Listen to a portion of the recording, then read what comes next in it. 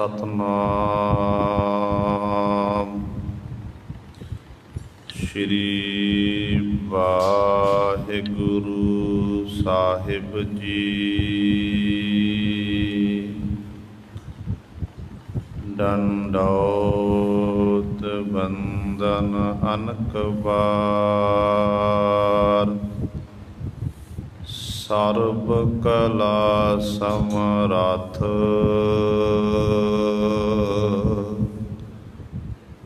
Dolan ते राखो प्रभु। नानक दे कर हाथ डोलन ते राखो प्रभु। नानक दे कर हाथ नाहो जति सती नहीं पढ़िया। मूरख मुगदा जन्म पया प्रणवत नानक तिन की सरना। जिन तू नाही बीसरिया जप तप संजम धर्म न कमाया। सेवा साध न जानिया हर राया। कहो नानक हम नीच करम्मा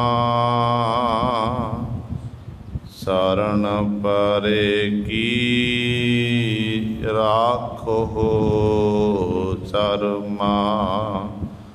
कहो नानक हम नीच करम्मा शरण परे की राखो शर्मा।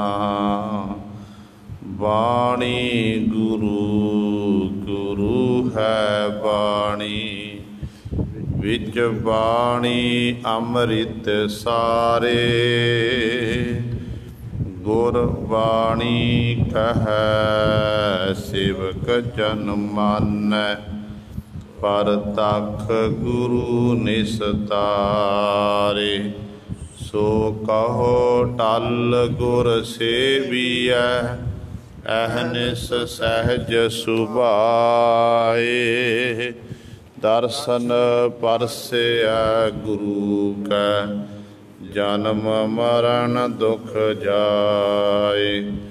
होवै सिफत खसाम दी नूर अरसो कुरसो झटिया।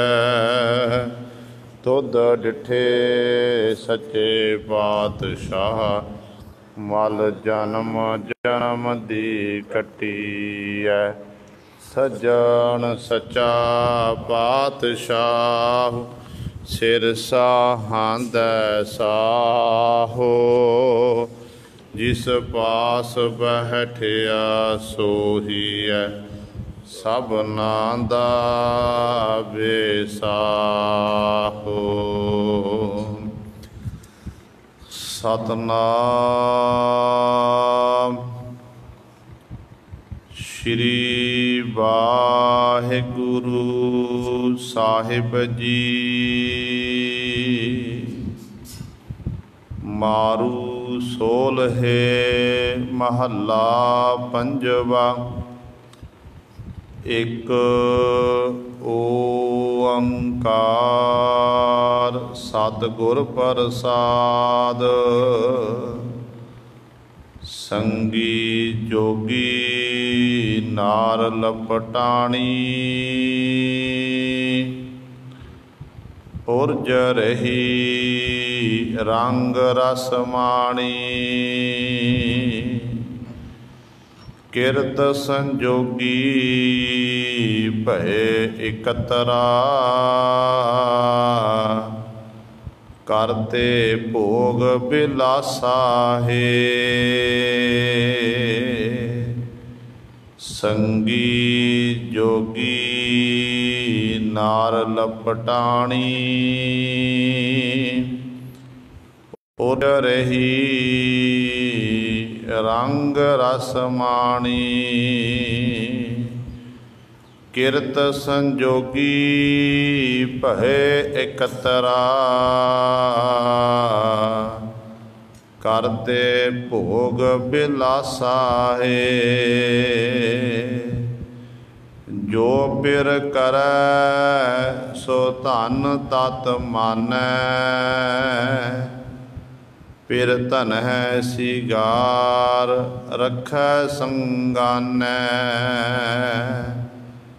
मिल एकतर वसह दिन राती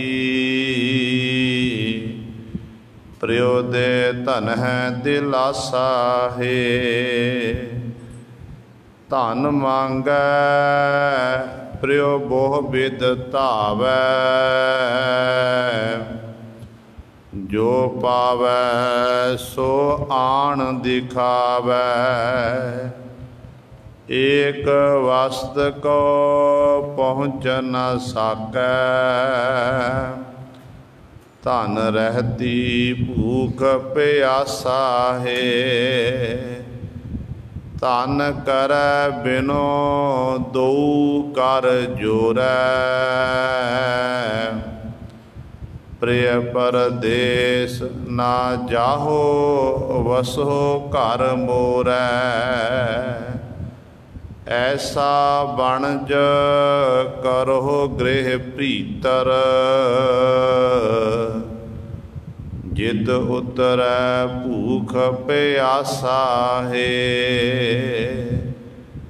धन करै बिनो दो कर जोरै प्रिय परदेस ना जाहो वसो घर मोरै। ऐसा बनज करो गृह भीतर जित उतरै भूख प्यासा है।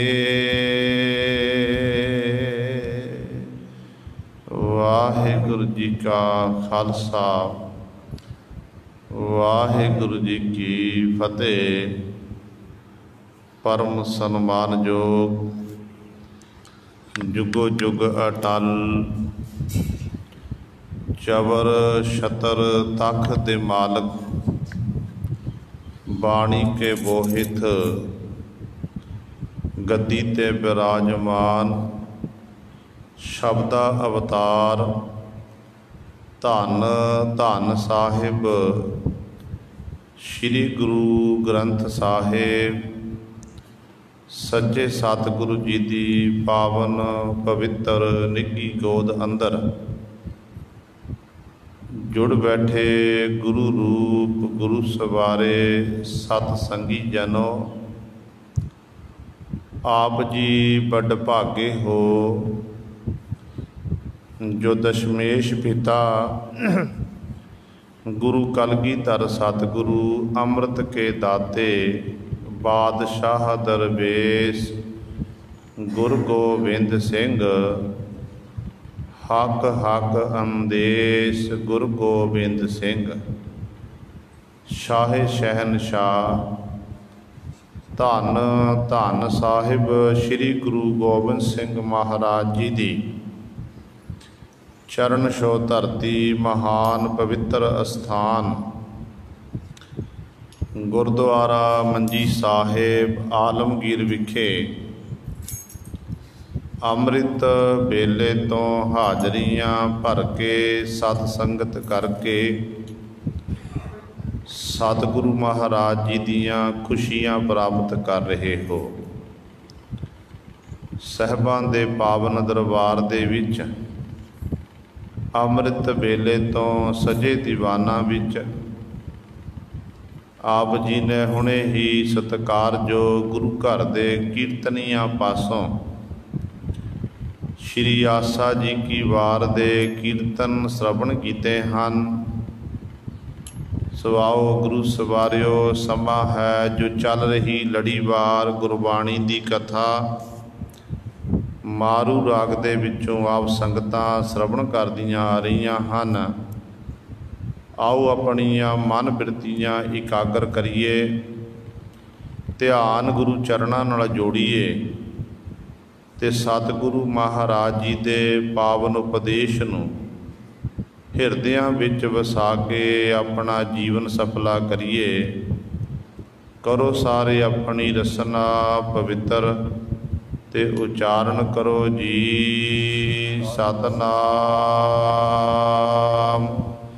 श्री वाहिगुरु साहिब जी। मारू सोलहे महला पंजवा। एक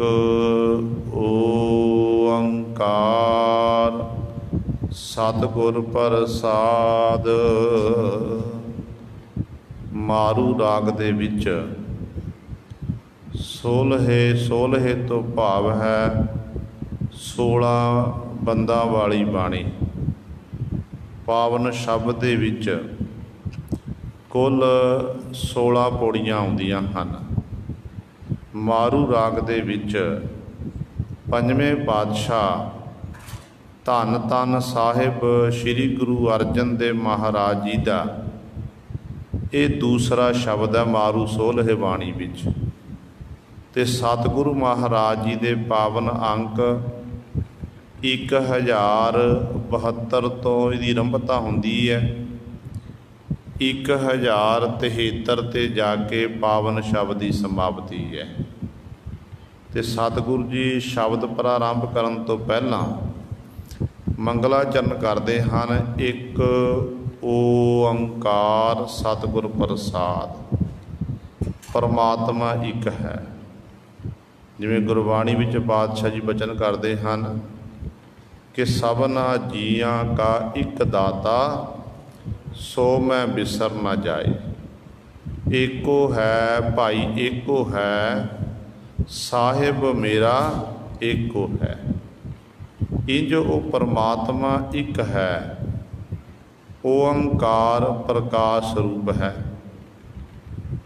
सत सदा रहन वाला गुर अज्ञानता नूं खत्म करके ज्ञान का प्रकाश करने वाला है। जिवें पातशाह जी का फरमान है ज्ञान अंजन गुर दिया अज्ञान अंधेर विनाश हर किरपा ते संत भेटिया नानक मन प्रकाश। गुरु जिहदे उत्ते बख्शिश करदा ना उस जीव नूं फिर सतगुरु जी ज्ञान रूपी सुरमा नेत्रां विच पाण लई दिंदे ने। जो ज्ञान रूपी सुरमा नेत्रां विच पै जांदा है फिर अज्ञानता रूपी हनेरा उत्थे टिक नहीं सकता। इसे तरह ही जिन्हों गुरु अपना उपदेश दिंदा है, जिहड़ा गुरु के शब्द की विचारधारा अनुसार अपने जीवन में बतीत करता है, गुरु गुरु जपदा है, असल विच गुरु साहबान जी उहदे हिरदे विचों अज्ञानता के हनेरे नूं दूर कर दिंदे हन। इस करके गुरु ज्ञान का प्रकाश करने वाला है। प्रसाद आनंद स्वरूप है, स्वादां तो परे है। ऐसा परमेश्वर किवें प्राप्त होंदा है? सतगुर प्रसाद। सतगुरां दी प्रसाद कृपा सदका प्राप्त होंदा है। संगी जोगी नार लपटाणी उर्ज रही रंग रस माणी। आरंभता दे विच धन गुरु अर्जन देव महाराज इस जीव आत्मा का ते शरीर का जो संबंध है उस संबंध नूं बयान करके सतगुरु जी ये समझाउंदे ने कि परिपूर्ण परमात्मा ने जदों पंजां तत्तां दा शरीर रचना कीता ते नाल परमात्मा ने शरीर में जिंद पाना कीती ਤੇ ਐਸੇ ਮੋਹ ਦੀਆਂ ਤੰਦਾਂ ਦੇ ਵਿੱਚ ਇਹ ਜੀਵ ਆਤਮਾ ਖਚਤ ਹੋ ਗਈ ਕਿ ਸਾਰੀ ਜ਼ਿੰਦਗੀ ਬਚਪਨ ਤੋਂ ਲੈ ਕੇ ਅੰਤ ਸਮੇਂ ਤੱਕ ਇਹ ਜੀਵ ਆਤਮਾ ਸਰੀਰ ਦੇ ਮੋਹ ਵਿੱਚ ਹੀ ਫਸੀ ਰਹਿੰਦੀ ਹੈ, ਜਿਸ ਕਰਕੇ ਸਾਰੀਆਂ ਲੋੜਾਂ ਪੂਰੀਆਂ ਕਰਨ ਦੀ ਕੋਸ਼ਿਸ਼ ਕਰਦੀ ਹੈ ਅਤੇ ਜ਼ਿੰਦਗੀ ਦਾ ਨਿਰਵਾਹ ਇਸੇ ਤਰ੍ਹਾਂ ਚਲਿਆ ਜਾਂਦਾ। ਪਰ ਇੱਕ ਜੋ ਅਸਲ ਲੋੜ ਸੀ ਪਰਮਾਤਮਾ ਦਾ ਨਾਮ ਜਪਣਾ, ਉਸ ਵਾਹਿਗੁਰੂ ਦੇ ਗੁਣਾਂ ਦਾ ਗਾਇਨ ਕਰਨਾ, ਕਹਿੰਦੇ ਉਹ ਖੁਰਾਕ ਆਪਣੇ ਸਰੀਰ ਨੂੰ ਇਹ ਜੀਵ ਆਤਮਾ ਦੇ ਨਹੀਂ ਸਕੀ। ਅਤੇ ਸਤਿਗੁਰੂ ਜੀ ਰੰਭਤਾ ਵਿੱਚ ਬਚਨ ਕਰ ਰਹੇ ਹਨ, ਸੰਗੀ ਜੋਗੀ ਨਾਰ ਲਪਟਾਣੀ। ਸੰਗੀ ਜੋਗੀ, ਇਹ ਜੋ ਜੀਵ ਆਤਮਾ ਹੈ ਇੱਕ ਤਰ੍ਹਾਂ ਇਹ ਬਰਕਤ ਜੋਗੀ ਦੇ ਨਿਆਈ ਹੈ। ਨੇ ਬਰਕਤ ਜੋਗੀ, ਬਰਕਤ ਸਾਧੂ ਮਹਾਤਮਾ ਆਪਣਾ ਘਰ-ਬਾਰ ਛੱਡ ਕੇ ਉਸ ਮਾਲਕ ਦੀ ਇਬਾਦਤ ਵਿੱਚ ਲੱਗ ਜਾਂਦੇ ਨੇ ਨਾ। ਕਹਿੰਦੇ ਹੈ ਤਾਂ ਇਹ ਜਿਹੜੀ ਆਤਮਾ ਹੈ, ਇਹ ਆਤਮਾ ਇੱਕ ਤਰ੍ਹਾਂ ਦੀ ਬਰਕਤ ਜੋਗੀ ਹੈ। ਤੇ ਪਰ ਕਹਿੰਦੇ ਨਾਰ ਲਪਟਾਣੀ, ਨਾਰ ਕੀ ਹੈ? ਸਾਡਾ ਪੰਜ ਭੂਤਕ ਸਰੀਰ। ਪੰਜ ਭੂਤਕ ਸਰੀਰ ਦੇ ਰਾਹੀਂ ਨਾਲ ਇਹਦਾ ਆਤਮਾ ਦਾ ਸੰਬੰਧ ਬਣਿਆ, ਜਿਸ ਕਰਕੇ ਐਸੀ ਖਚਤ ਹੋ ਗਈ, ਇਹਨੂੰ ਇਹ ਪਤਾ ਨਹੀਂ ਲੱਗਿਆ ਕਿ ਮੈਨੂੰ ਮਨੁੱਖਾ ਦੇਹੀ ਮਿਲੀ ਹੈ, ਇਹ ਮਨੁੱਖਾ ਦੇਹੀ ਦੇ ਰਾਹੀਂ ਮੈਂ ਉਸ ਪਰਮਾਤਮਾ ਦੀ ਇਬਾਦਤ ਕਰਨੀ ਹੈ। ਇਸ ਸਰੀਰ ਦੇ ਮੋਹ ਵਿੱਚ ਹੀ ਖਚਤ ਰਹੀ, ਹਾਲਤ ਕੈਸੀ ਹੋ ਗਈ? ਤੇ ਸਤਿਗੁਰੂ ਕਹਿੰਦੇ ਨੇ ਉਰਜ ਰਹੀ ਰੰਗ ਰਸ ਮਾਣੀ। ਜੀਵ ਆਤਮਾ ਇਸੇ ਹੀ ਸਰੀਰ ਦੇ ਵਿੱਚ ਉਰਜੀ ਰਹੀ ਤੇ ਇਸੇ ਹੀ ਰੰਗ ਨੂੰ, ਆਨੰਦ ਨੂੰ ਮਾਣਦੀ ਰਹੀ। ਭਾਵ ਉਸ ਮਾਲਕ ਵਾਹਿਗੁਰੂ ਦਾ ਨਾਮ ਨਹੀਂ ਜਪਣਾ ਕੀਤਾ, ਸਰੀਰ ਦੇ ਆਹਾਰ ਵਿੱਚ ਹੀ ਲੱਗੀ ਰਹੀ। ਤੇ ਸਤਿਗੁਰੂ ਜੀ ਅਗਲੀ ਪੰਕਤੀ ਸਮਝਾਉਂਦੇ ਨੇ, ਕਹਿੰਦੇ ਨੇ ਕਿਰਤ ਸੰਜੋਗੀ ਭਏ ਇਕੱਤਰਾ, ਕਰਤੇ ਭੋਗ ਬਿਲਾਸਾ ਹੈ। ਫਿਰ ਇਸੇ ਹੀ ਸਰੀਰ ਤੇ ਜਿੰਦ ਆਤਮਾ ਦਾ ਸੰਬੰਧ ਬਣਿਆ, ਕੀਤੇ ਹੋਏ ਕਰਮਾਂ ਅਨੁਸਾਰ ਸੰਜੋਗ ਪੈਦਾ ਹੋਏ, ਸੰਜੋਗਾਂ ਦੇ ਰਾਹੀਂ ਇਹ ਜਿੰਦ ਆਤਮਾ ਤੇ ਸਰੀਰ ਇਕੱਤਰ ਹੋਏ।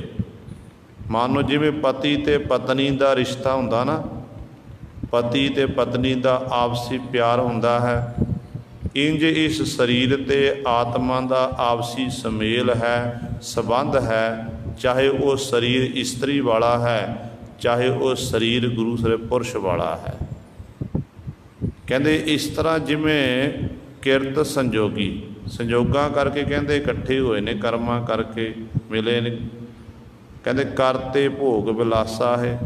ਇਸ ਤਰ੍ਹਾਂ ਕਹਿੰਦੇ ਸਾਰੇ ਹੀ ਰਸਾਂ ਨੂੰ ਇਹ ਜੀਵ ਆਤਮਾ ਭੋਗ ਰਹੀ ਹੈ। ਜਿਵੇਂ ਗੁਰਬਾਣੀ ਵਿੱਚ ਪਾਤਸ਼ਾਹ ਜੀ ਨੇ ਸਾਨੂੰ ਸਮਝਾਇਆ ਹੈ, ਸਤਿਗੁਰੂ ਗੁਰੂ ਨਾਨਕ ਸਾਹਿਬ ਮਹਾਰਾਜ ਦੇ ਬਚਨ ਨੇ ਕਿ ਆਪੇ ਰਸੀਆ ਆਪ ਰਸ, ਆਪੇ ਰਾਵਣਹਾਰ, ਆਪੇ ਹੋਵੈ ਚੋਲੜਾ, ਆਪੇ ਸੇਜ ਪਧਾਰ, ਰੰਗ ਰੱਤਾ ਮੇਰਾ ਸਾਹਿਬ, ਰੱਬ ਰਿਹਾ ਭਰਪੂਰ। ਤੇ ਸਤਿਗੁਰੂ ਕਹਿੰਦੇ ਰਸ ਮਾਨਣ ਵਾਲਾ ਵੀ ਉਹੀ ਹੈ ਤੇ ਰਸੀਆ ਵੀ ਆਪ ਹੀ ਹੈ, ਸਭ ਕੁਝ ਕਹਿੰਦੇ ਉਹੀ ਹੈ। ਇਸ ਕਰਕੇ ਪਰਮਾਤਮਾ ਦੇ ਹੀ ਇਹ ਸਰੀਰ ਬਣਾਏ ਹੋਏ ਨੇ, ਪਰਮਾਤਮਾ ਦੇ ਵਿੱਚੋਂ ਹੀ ਜਿੰਦ ਆਤਮਾ ਆਉਂਦੀ ਹੈ। ਉਸੇ ਹੀ ਪਰਿਪੂਰਨ ਪਰਮਾਤਮਾ ਨੇ ਸੰਜੋਗਾਂ ਕਰਕੇ ਜੀਵ ਤੇ ਇਸ ਸਰੀਰ ਦਾ ਸੰਬੰਧ ਬਣਾਉਣਾ ਕੀਤਾ, ਇਕੱਤਰ ਕੀਤੇ ਹਨ। ਤੇ ਕਰਤੇ ਭੋਗ ਬਿਲਾਸਾ ਹੈ। ਕਹਿੰਦੇ ਇਸ ਤਰ੍ਹਾਂ ਜੀਵ ਫਿਰ ਇਹ ਭੋਗ ਰਿਹਾ ਹੈ, ਇਹਦੇ ਵਿੱਚ ਹੀ ਗਲਤਾਨ ਹੈ। ਸਤਿਗੁਰੂ ਜੀ ਦਾ ਕਹਿਣ ਦਾ ਭਾਵ ਇਹ ਹੈ ਕਿ ਮਨੁੱਖਾ ਦੇਹੀ ਮਿਲੀ ਹੈ, ਜਿੰਦ ਜਦੋਂ ਤੱਕ ਜਿੰਦ ਦਾ ਸੰਬੰਧ ਹੈ ਇਸ ਸਰੀਰ ਦੇ ਨਾਲ, ਉਦੋਂ ਤੱਕ ਹੀ ਇਹ ਸਰੀਰ ਨਾਲ ਨਿਭਣ ਵਾਲਾ ਹੈ। ਪਰ ਜਦੋਂ ਸਮਾਂ ਆ ਜਾਂਦਾ ਕਿ ਇਸ ਸਰੀਰ ਨੂੰ ਛੱਡ ਕੇ ਜਿੰਦ ਨੇ ਅੱਗੇ ਸਫ਼ਰ ਕਰਨਾ ਹੈ, फिर गुरु क्षण मात्र दे विच शरीर नूं छड्ड के जिंद चली जाती है। गुरबाणी दे विच सतगुरु जी ने उन्हां पुरखां दी गल कीती है जिहड़े जीव सारी जिंदगी इस शरीर दे आहार विच ही लगे रहे, पालना पोषणा विच ही लगे रहे, उस परिपूर्ण परमात्मा का नाम नहीं जपिया, इबादत नहीं कीती। इहो जे पुरुषां दे बाबत भगत रविदास साहिबान जी बचन करते हैं। भगत जी दे बचन ने कि चमरटा गांठ न जनई, लोग कठावै पन ही, आर नहीं जिह तोपो, जिह रामबी ठाओ रूपो, लोग गांठ गांठ खरा बेगूचा, हो बिन गांठे जाए पहुँचा। रविदास जपै राम नामा, मोहे जम स्यों नाही कामा। भगत रविदास साहिबान जी जो कांछी की धरती ते रहिंदे ने, भगत जी दे नीवी जात विच चमियार जाति जन्म होया, क्योंकि बिड़ा कांछी की पुरी है, बनारस की धरती, ये पांडियां का गढ़ है। वो समा इहो जिहा सी कि लोग वर्ण वंड च बन्ने हुए पंडे हुए सन। जिहड़े नीवी जात वाले लोग सन, ना तो उन्होंने पढ़न का अधिकार सी, ना नाम जपण का अधिकार सी। इहो जी तरसयोग हालत सी। ते भगत रविदास साहिबान जैसे, कबीर साहिबान जैसिया ने नीवी जात में जन्म लैके नवा इनकलाब लियाना कीता, जिस करके पांडे लोग नेता प्रति इन्हां भगतां दे नाल जो समकाली होए ने दोनों, इन्हां भगतां दे नाल ईरखा करते सन। बार बार इन्हां नूं खिजाण दी कोशिश करनी, वो काम करने ताकि इन्हां दे भगती मार्ग विच विघन पै जावे ते नाल गुरु सवारियो जिथे ये लोकां विच इन्हां दी वडियाई हो रही है, जस हो रही है, ते नाल ईरखा की अग विच दिन रात ये सड़ते सन। बड़ियां कोशिशां कीतियां गईयां। जदों हुण कुदरती तौर ते भगत जी उत्थों नगर विचों लंघदे सन ते भगत जी नूं ना लोकां ने फिर इहदी जात का नाम लैके चढ़ाउण की कोशिश करनी। इन्होंने बार बार आखना चमियार चमियार आखना। एक दिन ये सारे पांडे इकट्ठे होके भगत जी नूं इसे तरह आखण लग पे ते भगत रविदास साहिबान जी महाराज ने उस समय ना पांडे लोगों नूं संबोधन करके बचन कीते। कहण लगे, ऐ पांडे लोको, तुसी मैनों चमियार आखदे हो, पर मेरी निगाह दे विच तुसी चमियार हो। चमियार तुसी हो, मैं नहीं हाँ। वो कहण लगे, हद हो गई, असी तो उच्च जाति वाले हाँ, ब्राह्मण लोग हाँ, असी वेद शास्त्र पढ़ते हाँ, पूजा करनी, पूजा करानी, दान देना, दान लेना, विद्या पढ़नी, विद्या पढ़ानी, ये साढ़े 6 कर्म ने, ते सानू अधिकार है। ते भगत जी कहण लगे, जिस जीव दे मन दे विच शरीर का मोह है, असल विच वो चमियार ही है। चमियार उहनूं आखे जिहनूं चम दी परख होवे। कहण लगे कि तुसी दिन रात अपने शरीर, जिवें भगत जी कहण लगे कि मैं जुत्तियां गंढदा हाँ, सारिआं नूं पता है मेरी ये किरत है जुत्तियां गंढणीआं, ते जुत्तियां गंढ के मैं अपने 10 नोहां की किरत करके अपना ते अपने परिवार का गुजरान करदा हाँ। मैं जुत्तियां गंढदा हाँ, जो परमात्मा ने दे दिता उन्होंने प्राप्त करके मैं वाहिगुरू का शुक्र करदा हाँ। पर कहण लगे, ये दसो तुहाडी हालत कैसी है। भगत जी कहण लगे, मैं शरीर की पालना पोषण च लगिया होया हाँ, पर मैं मोह विच नहीं खचता हाँ, जिवें तुहाडे अंदर मोह है। भगत जी ने फिर शब्द उचारिया, कहन लगे शरीर एक जुत्ती दी न्याई है। शरीर एक जुत्ती दी न्याई है। जे जुत्ती टुट जाती है, उन्होंने टुटण वेले फिर जुत्ती नूं तोपे लाए जाते हैं, गंढिया जाता है। इस तरह जो शरीर जो ढिला मिठा हुंदा है, शरीर नूं तगड़ा करन दे लई ते जीव जड़ियां अनेकां प्रकार दीयां खुराकां खिलाउंदा ना, वो खुराकां खिलाणियां एक तरह कहंदे मनो ये तोपे लाण दी न्याई है। तो भगत जी कहन लगे हाँ मैं चमरट्टा चमयार हाँ, चमरट्टा गांठ न जनी, पर मैनू शरीर रूपी जुत्ती गन्हनी नहीं आउंदी। लोग ठावै पन ही, दुनिया दे लोग कहते इस शरीर रूपी जुत्ती नूं गंढा रहे हैं। कहन लगे आर नहीं जे तोपो, नहीं रामबी ठाओ रोपो। ना तो मेरे को उस आर है, आर तो बाद सूई जिस दे नाल गुरु सर ये तोपे लाए जाते हैं। कहते ना मेरे को आर है, ना मेरे को रंबी है जिहदे राही मैं सारा ये कार्य कर सकां। भाव तुसी तुहाडे कोल वो लोभ रूपी आर है, तुसी ही इस तरह लोभ लालसा विच खचत हो के दिन रात इस शरीर के मोह दे विच ही गलतान हन।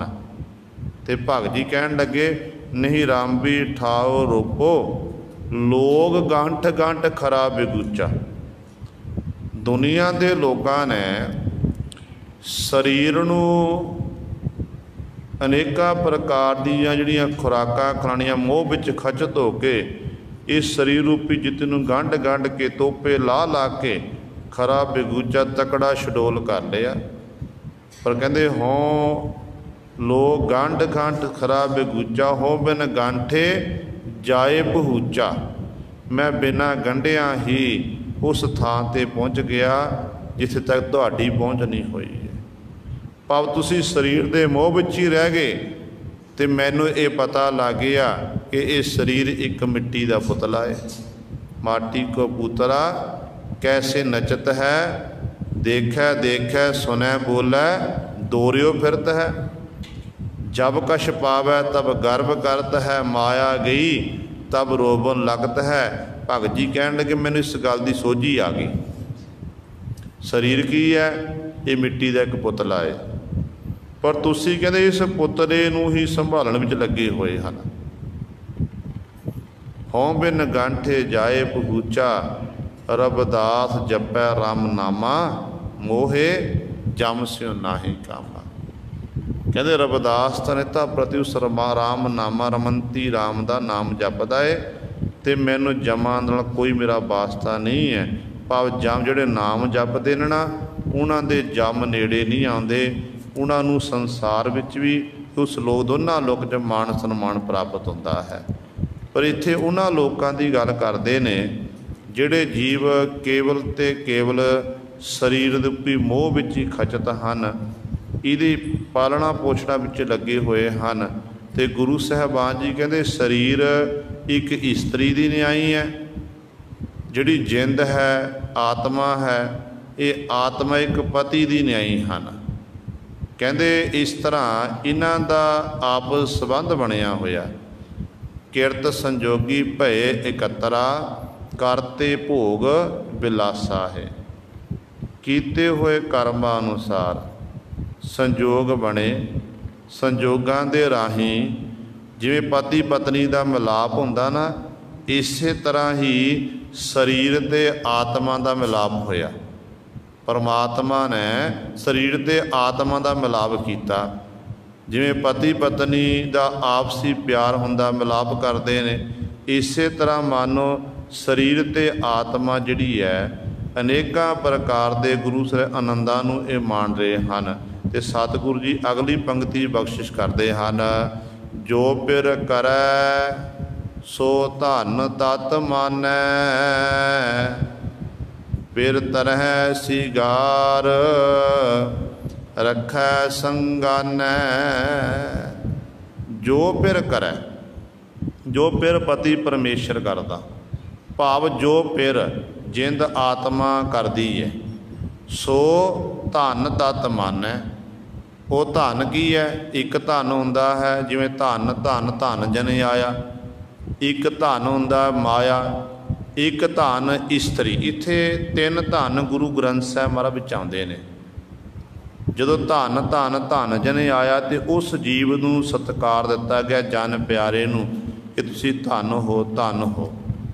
ਤੇ ਇੱਕ ਧਨ ਸਾਡੀ ਮਾਇਆ ਹੋ ਗਈ ਜੋ ਆਪਾਂ ਆਪਣੇ ਗੁਜਰਾਨ ਲਈ ਵਰਤਦੇ ਹਾਂ, ਜਿਹਦੇ ਨਾਲ ਸਾਡੇ ਪਰਿਵਾਰ ਦੀ ਸੰਸਾਰ ਦਾ ਜਿਹੜਾ ਸਾਰਾ ਕਾਰ ਵਿਹਾਰ ਚੱਲਦਾ ਹੈ। ਇੱਕ ਧਨ ਹੋ ਗਈ ਇਸਤਰੀ। ਇੱਥੇ ਇਸਤਰੀ ਦੇ ਲਈ, ਸਰੀਰ ਦੇ ਲਈ ਕਹਿੰਦੇ ਨੇ ਇਹ ਜਿਹੜਾ ਸ਼ਬਦ ਵਰਤਿਆ ਗਿਆ, ਜਿੰਦ ਆਤਮਾ ਪਿਰ ਹੈ ਪਤੀ ਹੈ। ਕਹਿੰਦੇ ਨੇ ਇਸ ਤਰ੍ਹਾਂ ਜੋ ਜਿੰਦ ਆਤਮਾ ਆਖਦੀ ਹੈ ਸੋ ਧਨ ਤਤ ਮਨ ਹੈ। ਜਿਹੜਾ ਇਹ ਪੰਜਾਂ ਤੱਤਾਂ ਦਾ ਧਨ ਬਣਿਆ, ਭਾਵੇਂ ਇਹ ਸਰੀਰ ਬਣਿਆ ਹੋਇਆ ਨਾ, ਉਹ ਆਪਣੇ ਪਤੀ ਦੀ ਜਿੰਦ ਆਤਮਾ ਦੀ ਗੱਲ ਨੂੰ ਮੰਨਦੀ ਹੈ। ਫਿਰ ਧਨੈ ਸ਼ਿੰਗਾਰ ਰੱਖੈ ਸਿੰਘਨ। ਫਿਰ ਜਿਹੜਾ ਪਤੀ ਹੈ, ਜਿੰਦ ਆਤਮਾ, ਕਹਿੰਦੇ ਧਨੈ ਸ਼ਿੰਗਾਰ। ਜਿਵੇਂ ਇੱਕ ਪਤੀ ਦਾ ਆਪਣੇ ਪਤਨੀ ਨਾਲ ਪ੍ਰੇਮ ਹੈ ਨਾ, ਤੇ ਆਪਣੀ ਪਤਨੀ ਦੀਆਂ ਲੋੜਾਂ ਪੂਰੀਆਂ ਕਰਨ ਦੇ ਲਈ ਪਤੀ ਉਹਦੇ ਲਈ ਵਧੀਆ ਵਧੀਆ ਵਸਤਰ ਲੈ ਕੇ ਆਉਂਦਾ, ਉਹਦੇ ਸ਼ਿੰਗਾਰ ਦਾ ਸਾਰਾ ਸਾਜੋ ਸਮਾਨ ਲੈ ਕੇ ਆਉਂਦਾ ਹੈ, ਤੇ ਇਸ ਆਪਣੀ ਪਤਨੀ ਨੂੰ ਬੜੇ ਸੋਹਣੇ ਤਰੀਕੇ ਨਾਲ ਸ਼ਿੰਗਾਰ ਕੇ ਰੱਖਦਾ ਹੈ। ਇਸੇ ਤਰ੍ਹਾਂ ਜਿਹੜੀ ਜਿੰਦ ਆਤਮਾ ਹੈ, ਸਤਿਗੁਰੂ ਕਹਿੰਦੇ ਨੇ ਇਹ ਜਿੰਦ ਆਤਮਾ ਇੱਕ ਪਤੀ ਦੀ ਭੂਮਿਕਾ ਨਿਭਾ ਰਹੀ ਹੈ। ਕਹਿੰਦੇ ਸਰੀਰ ਰੂਪੀ ਜਿਹੜੀ ਇਹ ਪਤਨੀ ਹੈ, ਇਸ ਸਰੀਰ ਰੂਪੀ ਪਤਨੀ ਨੂੰ ਚੰਗੀ ਤਰ੍ਹਾਂ ਕਹਿੰਦੇ ਸ਼ਿੰਗਾਰ ਕੇ ਰੱਖਦੀ ਹੈ, ਭਾਵ ਸਾਰੀਆਂ ਲੋੜਾਂ ਸਰੀਰ ਦੀਆਂ ਪੂਰੀਆਂ ਕਰਦੀ ਹੈ, ਬੜੀ ਕੋਸ਼ਿਸ਼ ਕਰਦੀ ਹੈ। ਮਿਲ ਇਕੱਤਰ ਬਸ ਹੈ ਦਿਨ ਰਾਤੀ, ਪ੍ਰਿਓ ਦੇ ਧਨ ਹੈ ਦਿਲਾਸਾ ਹੈ। ਕਹਿੰਦੇ ਇਸ ਤਰ੍ਹਾਂ ਫਿਰ ਇਕੱਤਰ ਹੋ ਕੇ ਦਿਨ ਰਾਤ ਮਿਲ ਕੇ ਰਹਿੰਦੇ ਨੇ। ਇਹ ਪਤੀ ਪਤਨੀ, ਹਾਲਾਂਕਿ ਜਿਹੜੇ ਦੁਨਿਆਵੀ ਪਤਨੀ ਪਤਨੀ ਹੈ, ਇਸਤਰੀ ਦੇ ਪੁਰਸ਼ ਹਨ। ਦਿਨ ਵੇਲੇ ਪਤੀ ਕੰਮ ਕਰਦਾ ਤੇ ਰਾਤ ਵੇਲੇ ਘਰ ਵਿੱਚ ਆਉਂਦਾ, ਫਿਰ ਆਪਣੇ ਪਰਿਵਾਰ ਨਾਲ ਮਿਲਾਪ ਹੁੰਦਾ ਹੈ। ਪਰ ਜਿਹੜੀ ਸਰੀਰ ਹੈ, ਜਿੰਦ ਆਤਮਾ ਹੈ, ਤੇ ਨਾਲ ਗੁਰੂ ਸਵਾਰੇ ਇਸੇ ਪ੍ਰਕਾਰ ਹੀ ਸਰੀਰ ਦਾ ਸੰਬੰਧ ਐਸਾ ਹੈ, ਜਦੋਂ ਦਾ ਸੰਸਾਰ ਵਿੱਚ ਜਨਮ ਲੈ ਕੇ ਆਇਆ, ਮਾਤਾ ਦੇ ਗਰਭ ਵਿੱਚੋਂ ਸੰਸਾਰ 'ਚ ਕਦਮ ਰੱਖਿਆ, ਤੇ ਅੰਤਮ ਸਮੇਂ ਤੱਕ, ਜਦੋਂ ਤੱਕ ਇਸ ਸਰੀਰ ਨੂੰ ਅਲਵਿਦਾ ਛੱਡ ਕੇ ਨਹੀਂ ਜਾਂਦਾ, ਉਦੋਂ ਤੱਕ ਸੰਬੰਧ ਬਣਿਆ ਰਹਿੰਦਾ ਹੈ, ਦਿਨੇ ਵੀ ਰਾਤ ਵੀ, ਹਰੇਕ ਸਾਹ ਦੇ ਰਾਹੀਂ। ਤੇ ਸਤਿਗੁਰੂ ਕਹਿੰਦੇ ਨੇ ਇਸ ਦਿਨ ਰਾਤ ਹੀ ਕਹਿੰਦੇ ਇਸ ਤਰ੍ਹਾਂ ਇਕੱਠੇ ਹੀ ਰਹਿੰਦੇ ਹਨ। ਪ੍ਰਿਓ ਦੇ ਧਨ ਹੈ ਦਿਲਾਸਾ ਹੈ। ਜਿਹੜਾ ਇਹ ਪ੍ਰਿਓ ਪਤੀ ਭਾਵ ਜਿੰਦ ਆਤਮਾ ਆਪਣੇ ਕਹਿੰਦੇ ਧਨ ਹੈ ਇਸਤਰੀ ਨੂੰ, ਸਰੀਰ ਰੂਪੀ ਜਿਹੜੀ ਇਸਤਰੀ ਹੈ, ਇਹਨੂੰ ਕਹਿੰਦੇ ਦਿਲਾਸਾ ਦਿੰਦਾ ਹੈ। ਦਿਲਾਸਾ ਦਿੰਦਾ ਕੋਈ ਨਹੀਂ, ਕਿਉਂਕਿ ਜਦੋਂ ਆਪਾਂ ਦੇਖਦੇ ਹਾਂ ਮਨੁੱਖ ਬਿਮਾਰ ਹੋ ਜਾਂਦਾ, ਜਦੋਂ ਮਨੁੱਖ ਦਾ ਸਰੀਰ ਇਜਾਜ਼ਤ ਦਿੰਦਾ ਹੈ, ਹਾਲਤ ਇਹੋ ਜਿਹੀ ਹੋ ਜਾਂਦੀ ਜਿਹਦੇ ਬਾਬਤ ਭਗਤ ਸਾਹਿਬਾਨ ਜੀ ਬਚਨ ਕਰਦੇ ਨੇ ਬੁਢਾਪੇ ਵਿੱਚ ਕਿ ਨੈਨੋ ਨੀਰ ਬਹਿ ਤਨ ਖੀਨਾ, ਭੇ ਕੇਸ ਦੁੱਧ ਬਾਨੀ, ਰੂਧਾ ਕੰਠ ਸ਼ਬਦ ਨਹੀਂ ਉਚਰਹਿ, ਅਬ ਕਿਆ ਕਰਹਿ ਪ੍ਰਾਨੀ, ਰਾਮ ਰਾਏ ਹੋਹੇ ਵੈਦ ਬਨਵਾਰੀ, ਆਪਣੇ ਸੰਤਹਿ ਲੇਹ ਉਬਾਰੀ। ਉਦੋਂ ਹਾਲਾਤ ਇਹੋ ਜਿਹੇ ਹੋ ਜਾਂਦੇ ਨੇ, ਨੇਤਰਾਂ 'ਚੋਂ ਧੁੰਦਲਾਪਣ ਦਿਖਾਈ ਦਿੰਦਾ ਹੈ, ਕੇਸ ਜਿਹੜੇ ਨੇ, ਜਿਹੜੇ ਕਾਲੇ ਸ਼ਾਹ ਕੇਸ, ਉਹ ਚਿੱਟੇ ਹੋ ਜਾਂਦੇ ਹਨ। ਇਸੇ ਪ੍ਰਕਾਰ ਹੀ ਜਿਹੜੇ ਸਾਡੇ ਪੰਜ ਗਿਆਨ ਇੰਦਰੇ ਤੇ ਪੰਜ ਕਰਮ ਇੰਦਰੇ ਨੇ, ਸਾਡੇ ਇਹਨਾਂ ਦਾ ਬਲ ਜਿਹੜਾ ਖਤਮ ਹੋ ਜਾਂਦਾ ਹੈ, ਮੰਜੇ ਉੱਤੇ ਪੈ ਜਾਂਦਾ ਜੀਵ। ਤੇ ਉਦੋਂ ਵੀ ਫਿਰ ਜਿਹੜੀ ਇਹ ਜਿੰਦ ਹੈ ਪਤੀ ਦੀ ਨਿਆਈ, ਕਹਿੰਦੇ ਆਪਣੇ ਸਰੀਰ ਰੂਪੀ ਪਤਨੀ ਦਾ ਸਾਥ ਦਿੰਦੀ ਹੈ, ਸਾਥ ਦਿੰਦਾ ਤੇ ਬਾਰ-ਬਾਰ ਦਿਲਾਸਾ ਦਿੰਦਾ, ਕੋਈ ਗੱਲ ਨਹੀਂ, ਜੇ ਮੰਜੇ ਉੱਤੇ ਪਿਆ ਠੀਕ ਹੋ ਜਾਵੇਗਾ, ਮੈਂ ਤੇਰੇ ਨਾਲ ਹਾਂ, ਮੈਂ ਤੇਰੇ ਨਾਲ ਹੀ ਰਹਾਂਗਾ। ਤੇ ਜਿਵੇਂ ਆਪਣੀ ਪਤਨੀ ਨੂੰ, ਆਪਣੇ ਪਰਿਵਾਰ ਦੇ ਮੈਂਬਰ ਨੂੰ ਆਪਾਂ ਦਿਲਾਸਾ ਦਿੰਦੇ ਨਾ, ਕੋਈ ਗੱਲ ਨਹੀਂ, ਤੂੰ ਪਰਵਾਹ ਨਾ ਕਰ, ਕੀ ਗੱਲ ਆ, ਜੇ ਬਿਮਾਰ ਕੋਈ ਗੱਲ ਨਹੀਂ, ਵੱਡੀਆਂ ਵੱਡੀਆਂ ਬਿਮਾਰੀਆਂ ਲੱਗਦੀਆਂ ਤੇ ਲੋਕ ਠੀਕ ਹੁੰਦੇ ਨੇ, ਤੈਂ ਵੀ ਠੀਕ ਹੋ ਜਾਣਾ ਹੈ। ਇਸੇ ਤਰ੍ਹਾਂ ਮਨ ਜਿੰਦ ਆਤਮਾ ਵੀ ਆਪਣੀ ਜਿਹੜੀ ਇਹ ਸਰੀਰ ਰੂਪੀ ਪਤਨੀ ਨੂੰ ਬਾਰ-ਬਾਰ ਦਿਲਾਸਾ ਦਿੰਦੀ ਹੈ ਕਿ ਫਿਕਰ ਨਾ ਕਰ, ਮੈਂ ਤੇਰੇ ਨਾਲ ਹਾਂ। ਤੇ ਇਸ ਤਰ੍ਹਾਂ ਫਿਰ ਗੁਰੂ ਸਵਾਰਿਓ ਇਸ ਤਰ੍ਹਾਂ ਦਿਲਾਸਾ ਦਿੰਦੀ ਹੈ। ਦਿਨ ਰਾਤ ਇਸ ਸਰੀਰ ਪਤਨੀ ਤੇ ਜਿੰਦ ਜਿਹੜਾ ਪਤੀ ਦੀ ਨਿਆਈ ਹੈ, ਇਹਨਾਂ ਦਾ ਮਿਲਾਪ ਹੁੰਦਾ ਤੇ ਇਸ ਤਰ੍ਹਾਂ ਦਿਲਾਸਾ ਦਿੱਤਾ ਜਾਂਦਾ ਹੈ। ਧਨ ਮੰਗੈ ਪ੍ਰਿਯੋ ਬਹੁ ਬਿਦ ਧਾਵੈ, ਜੋ ਪਾਵੈ ਸੋ ਆਣ ਦਿਖਾਵੈ। ਅਗਲੀ ਪੰਕਤੀ ਸਤਿਗੁਰੂ ਬਖਸ਼ਿਸ਼ ਕਰਦੇ ਹਨ, ਕਹਿੰਦੇ ਧਨ ਮੰਗੈ, ਸਰੀਰ ਮੰਗਦਾ, ਸਰੀਰ ਨੂੰ ਲੱਗੀ ਹੈ ਪਿਆਸ ਲੱਗੀ ਹੈ, ਲੋੜ ਹੈ ਪਾਣੀ ਦੀ, ਮੰਗਿਆ ਸਰੀਰ ਨੇ। ਤੇ ਜਦੋਂ ਪਾਣੀ ਦੀ ਪਿਆਸ ਲੱਗੀ ਤੇ ਉਸ ਸਮੇਂ ਪਾਣੀ ਦਾ ਗਲਾਸ ਪੀਤਾ ਤੇ ਸਾਡੀ ਪਿਆਸ ਬੁਝ ਗਈ। ਭੁੱਖ ਲੱਗੀ ਹੈ ਸਰੀਰ ਨੂੰ, ਰੋਟੀ ਹੈ ਥਾਲੀ ਵਿੱਚ ਪਰੋਸ ਕੇ ਪ੍ਰਸ਼ਾਦਾ ਆ ਗਿਆ, ਪ੍ਰਸ਼ਾਦਾ ਤਿਆਰ ਹੋਇਆ, ਉਹ ਛਕ ਲਿਆ ਤੇ ਲੋੜ ਪੂਰੀ ਹੋ ਗਈ। ਦੇ ਕੌਣ ਰਿਹਾ ਹੈ? ਸਰੀਰ ਦੇ ਵਿੱਚ ਜਿਹੜੀ ਜਿੰਦ ਹੈ, ਜਿੰਦ ਹੀ ਸਾਰੀ ਇਹ ਕਾਰ ਕਰਾ ਰਹੀ ਹੈ। ਤੇ ਜੋ ਸਰੀਰ ਮੰਗਦਾ ਉਹ ਜਿੰਦ ਉਹਦੇ ਤੱਕ ਪਹੁੰਚਦੀ ਕਰਦੀ ਹੈ। ਹੁਣ ਜਦੋਂ ਜਿੰਦ ਤੇ ਗੁਰੂ ਸਾਹਿਬ ਵੱਖਰੀ ਹੋ ਜਾਂਦੀ ਹੈ, ਸਰੀਰ ਵੱਖਰਾ ਤੇ ਜਿੰਦ ਵੱਖਰੀ, ਤੇ ਉਦੋਂ ਉਹੀ ਸਰੀਰ ਹੁੰਦਾ ਜਿਹੜਾ ਕਦੇ ਕਹਿੰਦਾ ਮੈਨੂੰ ਪਾਣੀ ਦੇ, ਮੈਨੂੰ ਪ੍ਰਸ਼ਾਦਾ ਦੇ, ਮੈਨੂੰ ਆਹ ਦੇਣਾ ਕਰ, ਮੈਨੂੰ ਆਹ ਦੇ। ਤੇ ਉਦੋਂ ਇਹ ਕਹਿੰਦਾ ਕਿ ਮੈਂ ਆਹ ਵਸਤਰ ਪਹਿਨਣਾ, ਮੈਂ ਆਹ ਵਸਤਰ, ਮੈਂ ਆਹ ਨਹੀਂ ਪਹਿਨਣਾ, ਇੱਕ ਵਸਤਰ ਪੁਰਾਣਾ ਹੋ ਗਿਆ, ਮੈਂ ਨਵਾਂ ਪਹਿਨਣਾ ਹੈ। ਪਰ ਗੁਰੂ ਸਵਾਰ ਜਦੋਂ ਜਿੰਦ ਦਾ ਸਾਥ ਛੁੱਟ ਜਾਂਦਾ ਨਾ, ਉਦੋਂ ਜਿਹੜੇ ਪਰਿਵਾਰ ਦੇ ਜੀਅ ਹੁੰਦੇ ਨੇ ਜਾਂ ਰਿਸ਼ਤੇਦਾਰ ਮਿੱਤਰ ਸੱਜਣ ਹੁੰਦੇ ਨੇ, ਉਹ ਚਿੱਟਾ ਕਫਨ ਹੀ ਸਾਰਿਆਂ ਉੱਤੇ ਪਹਿਨਾਇਆ ਜਾਂਦਾ ਹੈ, ਚਾਹੇ ਕੋਈ ਅਮੀਰ ਹੈ ਚਾਹੇ ਕੋਈ ਗਰੀਬ ਹੈ।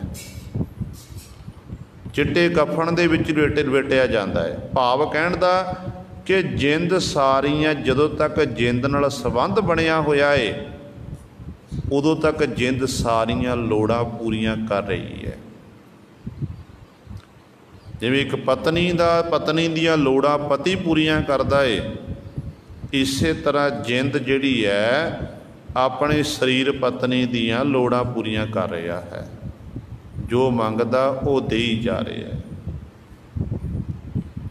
ਤੇ ਸਤਿਗੁਰੂ ਕਹਿੰਦੇ ਨੇ ਇਸ ਤਰ੍ਹਾਂ ਜਦੋਂ ਕਹਿੰਦੇ ਧਨ ਮੰਗੈ, ਧਨ ਸਰੀਰ ਮੰਗਦਾ, ਘਾਟ ਮਹਿਸੂਸ ਹੋਈ ਕਿ ਜਦੋਂ ਘਾਟ ਮਹਿਸੂਸ ਹੋਈ ਕਿ ਆਹ ਚੀਜ਼ ਦੀ ਲੋੜ ਹੈ, ਤੇ ਆਤਮਾ ਨੇ ਫਿਰ ਉਹ ਜਿਹੜੀ ਹੈ ਸਰੀਰ ਆਤਮਾ ਵਿੱਚ ਵਿਚਰ ਰਹੀ ਹੈ, ਆਤਮਾ ਸਰੀਰ ਵਿੱਚ ਵਿਚਰ ਰਹੀ ਹੈ।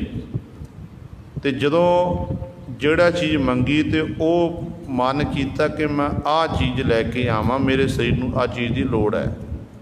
ਗਰਮੀਆਂ ਵੇਲੇ ਆਪਾਂ ਪੱਖਿਆਂ ਥੱਲੇ ਬਹਿੰਦੇ ਹਾਂ, ਏਸੀ ਲਾਉਂਦੇ ਹਾਂ, ਕੂਲਰ ਲਾਉਂਦੇ ਹਾਂ, ਆਪਣੀ ਸਮਰੱਥਾ ਮੁਤਾਬਕ ਪ੍ਰਬੰਧ ਕੀਤਾ ਜਾਂਦਾ ਹੈ। ਤੇ ਗਰਮੀਆਂ ਵੇਲੇ ਬਰੀਕ ਵਸਤਰ ਪਹਿਨੇ ਜਾਂਦੇ ਨੇ, ਤੇ ਸਰਦੀਆਂ ਦੇ ਵਿੱਚ ਗੁਰੂ ਸਵਾਰਿਓ ਫਿਰ ਗਰਮ ਵਸਤਰਾਂ ਦਾ ਇਸਤੇਮਾਲ ਕੀਤਾ ਜਾਂਦਾ ਹੈ। ਮੰਗਿਆ ਕਿਹਨੇ? ਸਰੀਰ ਦੀ ਲੋੜ ਸੀ, ਦਿੱਤਾ ਕਿਹਨੇ? ਆਤਮਾ ਨੇ। ਆਤਮਾ ਦਾ ਸੰਬੰਧ ਸੀ, ਆਤਮਾ ਨੇ ਦੇਣਾ ਕੀਤਾ, ਸਰੀਰ ਦੀਆਂ ਲੋੜਾਂ ਪੂਰੀਆਂ ਕੀਤੀਆਂ। ਧਨ ਮੰਗ ਹੈ, ਸਰੀਰ ਮੰਗਦਾ ਏ। ਪ੍ਰਿਓ ਬਹੁ ਬਿਦ ਧਾਵੈ, ਪ੍ਰਿਓ ਜਿਹੜਾ ਪਤੀ ਹੈ, ਜਿੰਦ ਆਤਮਾ, ਕਹਿੰਦੇ ਇਹ ਫਿਰ ਉਸ ਸਮੇਂ ਆਪਣੇ ਇਸ ਸਰੀਰ ਰੂਪੀ ਜਿਹੜਾ ਇਸਤਰੀ ਇਹਦੀਆਂ ਲੋੜਾਂ ਪੂਰੀਆਂ ਕਰਨ ਲਈ ਬਹੁ ਬਿਦ ਧਾਵੈ, ਕਦੇ ਇੱਧਰ ਨੂੰ ਦੌੜਦਾ ਕਦੇ ਇੱਧਰ ਨੂੰ ਦੌੜਦਾ ਏ, ਤਾਂ ਕਿ ਮੈਂ ਆਪਣੇ ਇਸ ਸਰੀਰ ਪਤਨੀ ਦੀਆਂ ਲੋੜਾਂ ਪੂਰੀਆਂ ਕਰ ਦੇਵਾਂ। ਜੋ ਪਾਵੈ ਸੋ ਆਣ ਦਿਖਾਵੈ, ਫਿਰ ਜੋ ਇਹ ਪਾਵੈ ਪ੍ਰਾਪਤ ਕਰ ਲੈਂਦਾ ਨਾ, ਉਹ ਆਣ ਦਿਖਾਵੈ, ਆ ਕੇ ਦਿਖਾ ਦਿੰਦਾ ਕਿ ਭਾਈ ਆਹ ਤੇ ਜਿੰਨੀ ਕੁ ਸਮਰੱਥਾ ਹੁੰਦੀ ਹੈ। ਦਿਨ ਰਾਤ ਜੀ ਭੱਜ ਨੱਠ ਕਰਦਾ ਹੈ, ਪਰ ਉਦੋਂ ਤੱਕ ਹੀ ਭੱਜ ਨੱਠ ਕਰ ਸਕਦਾ ਜਦੋਂ ਤੱਕ ਸਰੀਰ ਦੇ ਅੰਦਰ ਸਾਹ ਚੱਲ ਰਹੇ ਨੇ। ਜੋ ਸਾਹ ਰੁਕ ਗਏ ਫਿਰ ਸਾਰੀ ਭੱਜ ਦੌੜ ਖਤਮ। ਤੇ ਇਸ ਜ਼ਿੰਦਗੀ 'ਚ ਕਹਿੰਦਾ ਕਿ ਜਦੋਂ ਮਨੁੱਖ ਨੂੰ ਆਖਦੀ ਕਿ ਭਾਈ ਨਾਮ ਜਪੋ, ਬੰਦਗੀ ਕਰੋ, ਨਿਤਨ ਬਾਣੀ ਪੜ੍ਹਿਆ ਕਰੋ, तो कह देंगे कि बाबा जी साढ़े को टाइम ही नहीं बाणी पढ़न का, साढ़े को समा ही नहीं है। तो जदों जिंदगी समाप्त होंदी है, जिंद ते इस आत्मा का शरीर का विछोड़ा पैंदा है, तो उदों सारे काम धंधे इस तरह रह जाते हैं, काम धंधे भी उत्थे रह जाते हैं। वो शरीर फिर हिलदा नहीं, हिलाउण की कोशिश करते हैं कि उठ के बैठ जाए, तो डॉक्टर अपनी पूरी बाह ला देंगे ने, तो उन्हों की भी पेश नहीं चलती है। तो सतगुरु कहते हैं इस तरह जो कुछ प्राप्त किया वो कहते आण दिखावा, इस शरीर रूपी वोटी नूं जिंद कहते ने आके दिखा दिंदा है कि भाई आ है मेरे को तू ये लेना कर। इस तरह परमात्मा दियां ये खेडां हन, एक वस्त को पहुँच न साकै, धन रहती भूख प्यासा है। हुण सतगुरु सारे शब्द का निचोड़ जिहड़ा ना वो अखीरली अगली पंक्ति च कढ़ रहे हैं। कहते जो शरीर ने मंगिया, शरीर नूं देण दी जिंद ने कोशिश की है, जिमें किमें करके वो कोशिश की है, शरीर नूं मिलिया। पर कहते एक वस्तु ऐसी है जिस वस्तु तक इस जिंद की पहुँच नहीं हो सकी। वो वस्तु केड़ी है? एक वस्तु को पहुँच न सकै, धन रहती भूख प्यासा है। वो वस्तु तो कहते ये जिंद जिहड़ा एक तरह बरगत जोगी दी न्याई है, कहते ये पहुँच नहीं सके। जिस करके धन जिहड़ी जीव इस्तरी भाव जिहड़ा शरीर है साडा, उत्थे कहते ये भुखी रह जाती है, प्यासी रह जाती है। वो केड़ी है? साचे नाम की लागै भूख, उत भूखै खाए चलीए दुख। वो जिहड़ी प्यास है, वो भुख है, नाम की भुख, नाम की खुराक, ते गुरु सवारे वो नहीं इस जीव इस्तरी नूं, इस नूं शरीर नूं प्राप्त हो रही है। सब कुछ प्राप्त करन शरीर के राही सब कुछ मिल जाता, पर यह खुराक नहीं मिलती। जिन्होंने मिल जाती है फिर वो दिन रात उस मालक के गुण गायन करके मालक च भेद होंदे ने। सारे नहीं उस मालक का नाम जप सकते ने, जिहड़े जपदे सारे प्राप्त भी नहीं कर सकते हैं। सतगुरु जी ने फैसला करता कि कोटन मैं नानक को नारायण जिह चीत। करोड़ों विचों कि एक अद्धा ही है। देखो हुण आपां जे आनंदपुर साहिब की गल करिए, गुरु कलगियां वाले पातशाह महाराज किन्ने सिंह सी, किन्ने सिंह सी जिहड़े एक वचन करन दी देरी सी कलगीधर पातशाह लई अपणियां जानां कुर्बान करन लई तैयार हो जांदे सन। पर जिहड़ियां बख्शिशां सतगुरु जी ने अपने निकटवर्ती सिंघां उत्ते कीतियां ने, चाहे वो भाई नंद लाल जी सन, चाहे वो पंज प्यारे सहबान सन, चाहे गुरु सर होर सिंह सी, है तो थोड़े ने ना गिणती दे, थोड़े ने जिहड़े उंगलां आपां गिण सकते हैं कि इन्ने कोई सिंह होए ने। शहीदियाँ बड़ियां प्राप्त कीतियां, पर जो अवस्थावां प्राप्त होईयां ने, जिहड़ी रचना भाई नंद लाल जी ने लिख दी है, वो कोई होर नहीं लिख सकता। भाई नंद लाल जी ऐसे सिद्धी सिख जिन्हां दा जो पिछोकड़ पढ़ते हैं हिंदू धर्म नाल संबंधित, लगन कित्थों लगी है? कहंदे ने औरंगजेब बादशाह दे दरबार दे विच जदों औरंगजेब निता प्रति जिथे ये कुरान शरीफ पढ़ता सी, उत्थे नाल ही नवाज पढ़ पंज समय, उत्थे इतिहासकार भी लिखते हैं कि ये गीता भी श्रवण करता सी। एक इहो जिहा शब्द आया जिहदे किसी भी मौलाने पासों अर्थ नहीं होए। एक कविता लिखी है, कविता लिखी तो आख्या कि ये अर्थ करना करो। बड़े बड़े मौलाने, बड़े बड़े काजी इत्यादक उन्हां पासों अर्थ नहीं होए। तो अपने पुत्र शाहजहां नूं आखण लग्या कि पुत्र तू इस कविता के अर्थ करने है। शाहजहां बादशाह जदों हले शहजादा है तो इस तरह गुरु सवारियो भाई नंद लाल जी जो इस समय उस मुंशी सने दे इहदे कोल आए दस्सिया कि देखो आ कविता के अर्थ करो। तो भाई नंद लाल जी ने सकेंटां च अर्थ कर दिते। बड़ा हैरान होया। बादशाह की कचहरी सज गई। कचहरी दे विच दस्सिया जो अर्थ सुनाए ने तो औरंगजेब बादशाह आखण लग्या, कहन लग्या जिथों तक मैनू यकीन है तू मेरा पुत्र है, मैनू तेरी बुद्धि बात पता है कि तू ये अर्थ नहीं कर। दस किहदे पासों अर्थ कराना कीते ने। एडा वड्डा विद्वान किहड़ा नूं आपां सन्मान देवांगे, मान सन्मान देवांगे। साडे इस्लाम लई बड़ी फकर वाली गल है। ते अगों शाहजहां आखण लग्या, कहन लग्या बादशाह सलामत, उहदा नाम है भाई नंद लाल। नंद लाल कहन लग्या हिंदू, एक हिंदू को इन्ना ज्ञान, कहते जबरी उहनूं कहते मुसलमान बनाया जाए। शाहजहां बादशाह सुन के हैरान हो गया। कहन लग्या कोल गया, कहन लग्या नंद लाल नाल गल्लां बातां करदा कि तेरी जिहड़ी कविता सी, कविता दे तां अर्थ कीते, मैं पढ़ के सुनाए, सारिਆਂ ने वाह वाह आखना कीता। कहन लगे तैनू अपना तू तेरा इस्लाम धर्म की तेरी मन विच है। कहन लगे इस्लाम धर्म वधिया है, मुबारक है जिहड़े जिन्हां ने इस्लाम धारण कीता होया है। हिंदू धर्म तैनू किन्ना कू प्यारा है। कहन लग्या मैं हिंदू हाँ तो सारी जिंदगी हिंदू रह के ही मैं अपना बतीत कर। मैंने फकर वाली गल है कि हिंदू धर्म में जन्म होया है। कहन लग्या जेकर तैन हिंदू धर्म चो इस्लाम विच लिआंदा जावे, कहन लग्या ये कदे नहीं हो सकता, मैनू अपना धर्म प्यारा है।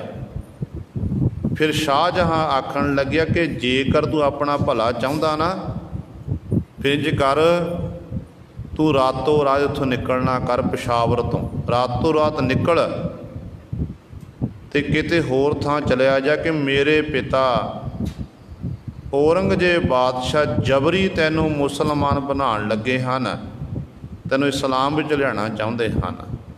ते रातों रात भजिया, सोचदा मैं जावां कित्थे। गुरु नानक दे घर दी सिफ़त सलाह सुनी हुई सी कि एक इहो जिहा दरबार है जिहड़ा मौके दे बादशाह नूं जवाब दे सकदा, जिथे मैं सेफ रह सकदा हाँ। वो दरबार किहड़ा है? गुरु कलगीधर पातशाह दा दरबार। ते गुरु सवारे फिर ये आनंदपुर साहिब की धरती ते आया।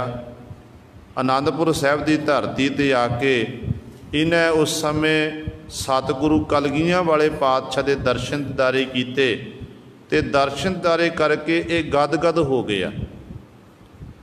फिर उस समय इन्हें गुरु सतगुरां की सिफ़त सलाह विच जो ये गज़लां लिखना कीतियां ते सतगुरु महाराज ने इनू बड़ा मान सन्मान देना किया। 52 कवियां दे विचों ये मुख कवि सी। कहते एक समय बहादुर शाह नाल इहदा दुआरा मिलाप होया। जदों बहादुर शाह आया तो बहादुर शाह नाल मिलाप होया।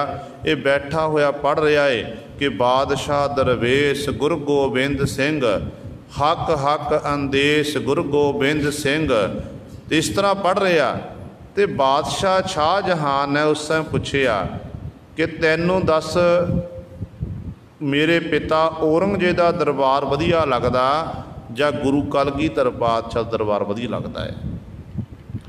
तो उदों इन्हें आखना कीता सी, कहन लग्या कि मैनू गुरु कलगीधर पातशाह का दरबार वधिया लगदा है। कहन लग क्यों? कहन लग्या जिहड़ा बादशाह औरंगजेब का दरबार है उस दरबार दे विच मेरे मन विच हर समय मौत का सन्नाटा छाया रहिंदा है कि उत्थे मैं कविता लिखी, कविता के अर्थ कीते। तेरे पिता ने मैनू जबरी मुसलमान बनाने की कोशिश की है।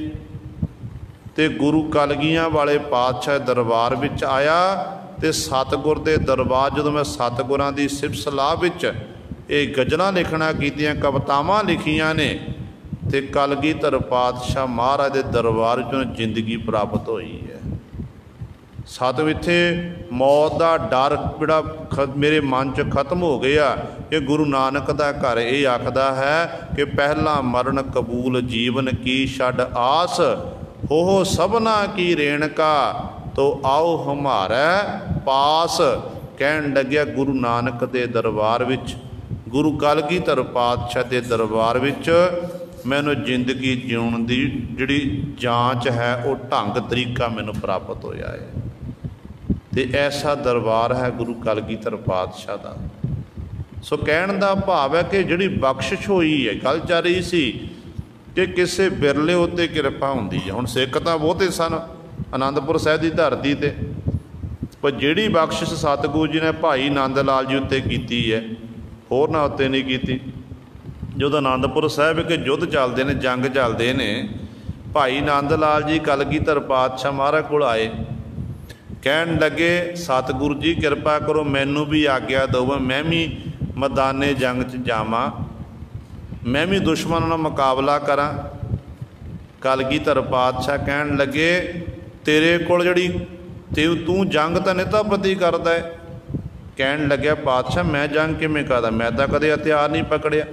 सतगुरु कहन लगे जेड़े तेरे कर कमल हत्थ दे विच जिहड़ी तै कलम पकड़ी हुई है, कलम दे राही तू सिफत सलाह लिखदा है। कहंदे असल में तेरी बड़ी तलवार यही है, तू शब्द रूपी तलवार नाल जंग कर रहा है। अपने अंदर जिहड़े बैठे हुए काम क्रोध लोभ मोह हंकार इन्हां बैरियां दा संघार कर रहा है। सतगुरु कहण लगे तेरे लिए यही तलवार है, तैनूं जी दूजा शस्त्र चुकण की लोड़ नहीं है। एडी वड्डी बख्शिश गुरु सरे भाई नंद लाल जी उत्ते कीती सी। सो सतगुरु महाराज इत्थे बचन करते हैं, कहंदे भाई जदों मिल कत्तर, कहंदे इस तरह एक वस्त को पहुँच न सकै, धन रहती भूख प्यासा है। एक वस्तु किहड़ी है? परमात्मा का नाम। किनका एक जिस जी बसावै ताकि महिमा गनी ना आवे। उस वस्तु तक पहुँच नहीं सकी, जिस करके धन रहती भूख प्यास। इत्थों कहंदे जिहड़ा शरीर है कि शरीर जिंद एक तरह बोटी की न्याई है, कहंदे ये भुखी रह जाती है, प्यासी रह, जिन्होंने नाम की प्राप्ति नहीं होंदी है। धन करै बिनो दो कर जोरै, प्रिय परदेस न जाहो बसो घर मोरै। हुण जदों जीव का संसार विच आउणा होया, शरीर लैके जीव संसार विच आया, तो शरीर नाल जिंद का संबंध बन गया। हुण चाहे मनुख कोई मंजे उत्ते पिया है, चाहे तंदुरुस्त है, कोई भी मनुख ये नहीं कहता कि मैं मरना। हर एक जीव यही सोचता है कि मैं अपनी जिंदगी जीना करा। जिहड़ा 100 साल का हो गया ना, वो भी कहता हले 5 साल मैं होर जी लवां, 5-4 साल मिल गए, कहना मैं होर जी लवां। भाव अंतम श्वास तक जीव ये नहीं आखदा कि मैं मरना, अपने आप को बचाने की कोशिश करता है। पर जो अटल सच्चाई है, एक दिन गुरु सवारियो संसार घर तो जाना ही पैना है। कहंदे फिर ये जिंद जिहड़ी है, एक शरीर नूं छड्ड के दूजा शरीर धारण करके सफ़र करता है। तो कहंदे उदों फिर धन करै बिनो, जिहड़े धन शरीर एक इस्त्री की न्याई, पत्नी की न्याई है, दोनों हाथ जोड़ के दो कर जोरै, दोनों हाथ जोड़ के जिंद आत्मा दे कोल, पति दे कोल बेनती करदा करती है। की कहती है? प्रिय परदेस न जाहो वसो घर मोर है। जिवें एक पति पत्नी का प्यार है, पति अपना कारोबार दे लई, कारोबार सिलसिले दे विच रोजी रोटी दे लई देश नूं छड्ड के परदेस जांदा है, ते पत्नी जो तुरदा ते उदों पत्नी रोंदी है, ते अपने पति नाल प्यार हुंदा है, ते प्रेम विच कहंदे तुसीं ना जाना करो। ते सतगुरु कहंदे इसे तरह ही जिंद आत्मा नूं ये शरीर आखदा है, शरीर रूपी पत्नी आखदी है कि हे प्रिय, हे मेरे प्रिय प्यारे, कहंदे परदेस ना जाओ, तुसीं होर परदेस देश विच ना जाना करो, इसे देश च रहना करो, भां मेरे कोल रहना करो। बसो घर मोर है, मेरे हिरदे रूपी घर विच ही वसना करो। भाव शरीर नूं छड्डना ना करो। जे संबंध टुट गए आ ते संबंध टुटण दे नाल फिर मैं तुहातों बिना किसी काम दी नहीं हाँ। देही फिर किसी काम दी नहीं रहिंदी। जो जिंद वक्री हो गई, शरीर वक्रा हो गया, उदों फिर ये जिंद जिहड़ी है मिट्टी ही बन जाती है। फिर इहनूं चुक के साड़िया जांदा जां दफनाया जांदा, दो ही काम हुंदे ने। ते सतगुरु महाराज अगली पंक्ति च वचन करते हैं, ऐसा बनज करो गृह भीतर, जित उतरै भूख प्यासा है। ये शरीर जिहड़ा है उस जिंद आत्मा दे पति परमेपति दे कोल बेनती करदा है कि ऐसा बनज, इहो जिहा बनज करो गृह भीतर। गृह है हिरदे रूपी घर, हिरदे रूपी घर विच इहो जिहा बनज वपार करना करो, जिस वपार नूं करन दे नाल, बनज करन दे नाल जित उतरै भूख प्यासा। जिहड़ी मैनूं भुख लगी है, साचे नाम की लग है भूख, जिहड़ी मैनूं भुख लगी हुई है नाम की भुख, जिस करके मेरी वो भुख उतर जाए, मेरी प्यास जिहड़ी है खत्म हो जाए। मैनूं ये नाम की खुराक चाहिदी है। जो नाम की खुराक हो मिल गई तो फिर तृप्त भई सच भोजन खाया, उदों गुरु सवरे मैं तृप्त हो जावांगी। तो इस तरह सतगुरु महाराज पावन उपदेश बख्शिश कर रहे हैं। अगे सतगुरु महाराज होर किहड़े-किहड़े वचन करते हैं, वो पावन जो विचार है समय अनुसार आप संगतां दी सेवा विच रखी जाएगी। समय की समाप्ति होइयां भुलां चुकां दी खिमा। आओ अगलियां पंक्तियां पढ़ के फतेह बुलाइए। सगले धर्म जुग साधा, बिन हर रस सुख तिल नहीं लाता। भई कृपा नानक सत संगे, सोहन फिर आनंद उलासा है। वाहिगुरु जी का खालसा।